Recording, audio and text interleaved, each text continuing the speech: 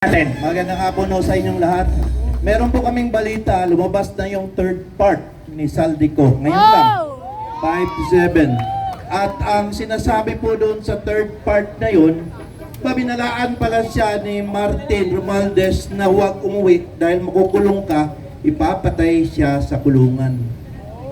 Yun pala ang revelasyon ngayon ni Saldico. Kung sige, kung gusto mo umuwi, kasi gusto niya talaga umuwi, bahala na raw makulong siya. Basta, sabi niya, sige, umuwi ka, hire ako ng tao, ipatutumba kita sa loob ng kulungan. Ngayon, may sinabi rin siya na tinestify daw ni Bryce Alcantara na amount na 21 million sa ICI, hindi daw po totoo yun. 56 billion po daw yun at napunta po daw lahat kay BBM at kay Martin Romualdez. Hindi ko po maintindihan ano yung nasa ICI kasi pinanawagan po natin ang transparency. Public hearing, wala man na binigay. Siguro nakarating talaga rin kay Saldico kung ano yun.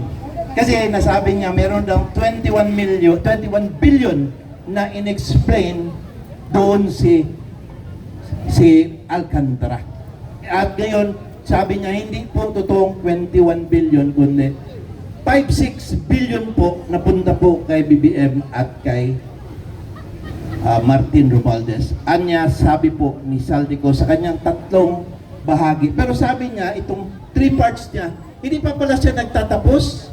Marami pa po daw siyang revelasyon na gagawin. Alam niyo po sa amin sa Mindanao, at tawag po niyan laygay, slow death ba? Ibang tindi rin doon si Saldico magganti ba? Slow death, dandahanin niya, tumbahin yung kanyang mga amo.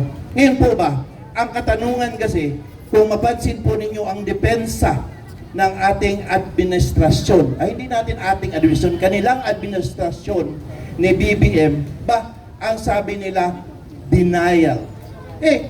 Hindi naman kami, kung bakit niya in-expose, bakit niya sinabi sa SONA ni BBM, kung kasangkot siya. Alam niyo po, scripted na po yun na gagawin niya. Yan itawag po natin na plausible deniability para mag-deny sila. Alalahanin po natin, bago po yung SONA niya, meron na pong pangyayaring sakuna, meron na pong mga nalunod, meron na pong na leptospirosis, mga gamit, mga bahay na nasira, mga sasakyan.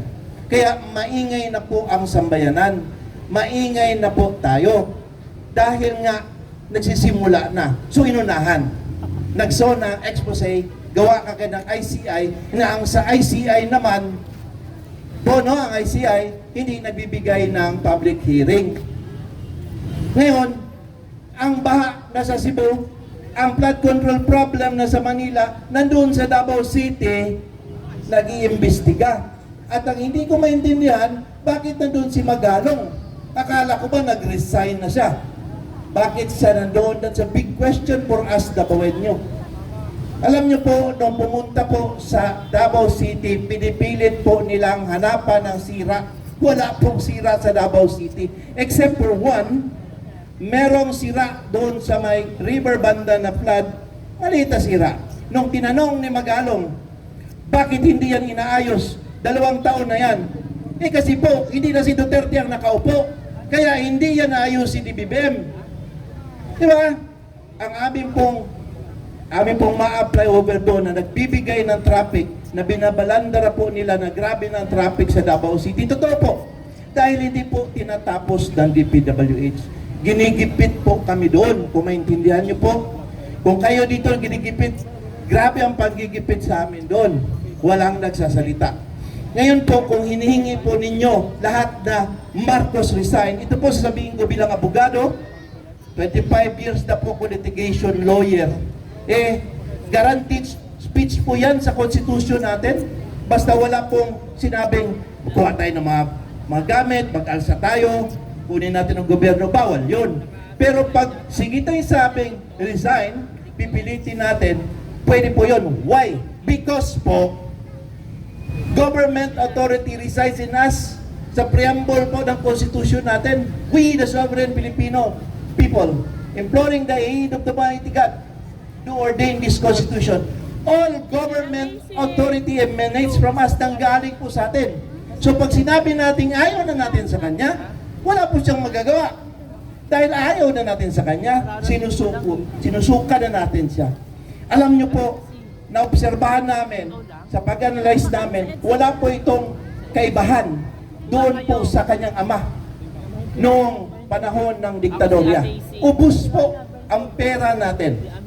Ngayon po, noong panahon na yon, pananakot, pagkikidnap, gamit ang dahas. Ngayon, iba.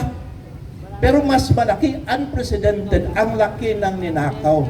Ang ninakaw po, sobra-sobra. And, ang technique ngayon, manipulation, influence, at yung threat ng pagtatakot. Wala ang mga dahas. Pero, napakatalino ng script. Ang una po nilang ginawa, si Tatay Digong, dinala sa Hague. Pwede namang hinidalhin yung matanda doon. Harmless ba yun? Sabi nga niya, ipakulong niya ako dito sa Pilipinas, hanapin ko. Pero kailangan pong dalhin doon dahil siya po ang maingay dito at pinapakinggan nating lahat. Tayo po nandito tayo, volunteer. Meron ba tayo nagpapayad sa atin? Wala volunteer ito pagpunta natin. Dahil nga po kailangan natin, minsan lang po sa buhay natin, minsan lang po.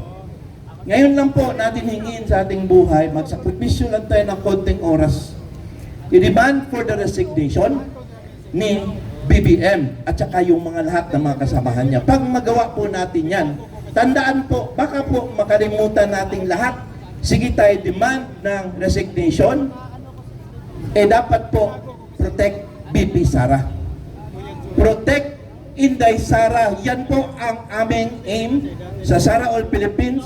Of course, we are together with you with the hakbang ng maisog na pinamunuan ni Randy Usman. Pati ito pong Sara All, which he is the founder and convener, ang reforma ni Miss Vivian Velez. Lahat po tayo dito, iba-ibang grupo sa Angeles ni Pastor Jerry. Lahat po tayo nagsasama-sama para dito. Pero kami po, wag po kayo mag-worry, nakatago na po si Inday kasi meron pong dinig na security reasons. So, no problem. We have to continuously protect her. Kasi pag hindi natin siya protektahan, itong ginagawa natin, wala ang paputunguhan. Kasi sila na naman ang gagawa ng paraan para maglagay ng tao na gusto nila para lalong nakawin ang kaban ng ating bayan. Mga kaibigan po, no, mga kasaraol, mga kamaisog, mga kareforma, lahat po sa ating lahat, gusto ko po maintindihan ninyo na ang sitwasyon po natin hindi po ito yung loko-loko lang. Galing po ako na Davao City, nagpunta ako dito kasi gusto kong magsalita ni minsan. Nakikinig po ang aking anak, ang asawa ko, sabi nila bakit ako nandito. Pasensya po, para sa pamilya ko, I have to say something dahil po hindi na makita ito. Hindi po totoong may corruption dito sa Pilipinas. Robbery in broad daylight. Nakawan po harap-harapan. Ang corruption po, kickback lang yan, 5%, 10%. Dito hindi.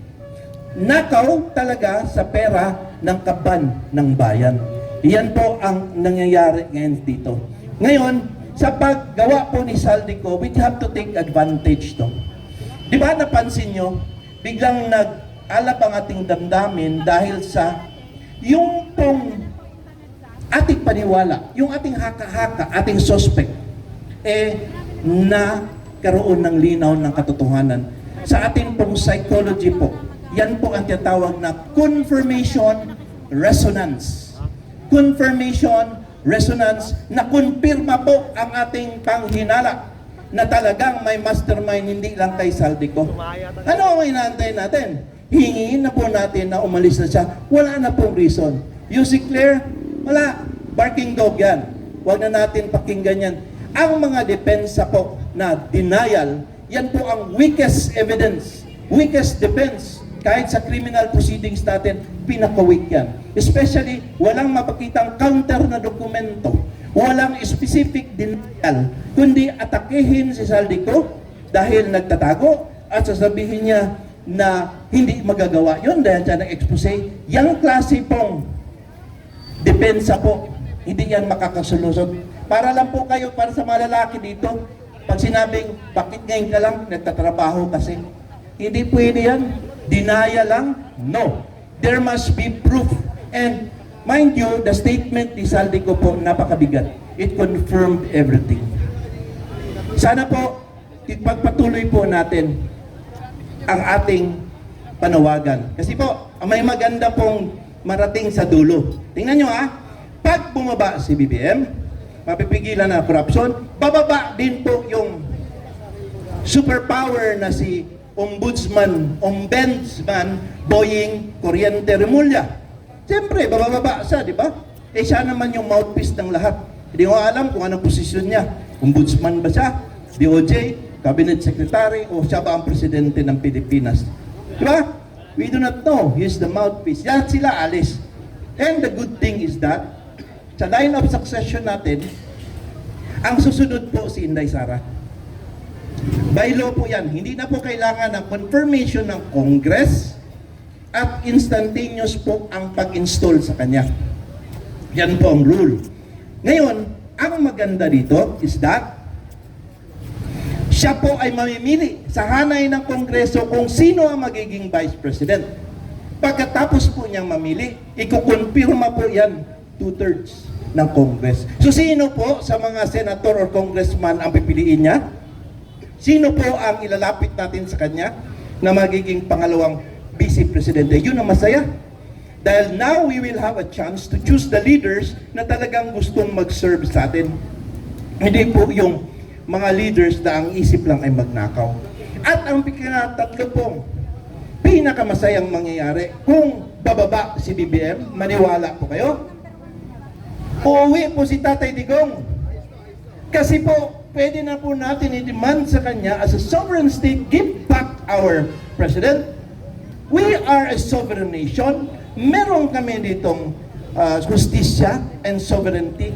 Yung lugar nyo dyan sa Hague, we do not recognize that. Give him back to us.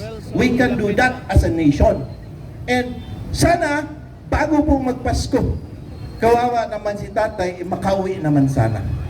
Yun po, ang panawagan namin, yung tatlong bagay ng aspeto na yun. Sana, sa konting pamamaraan po, napukaw namin ang inyong damdamin.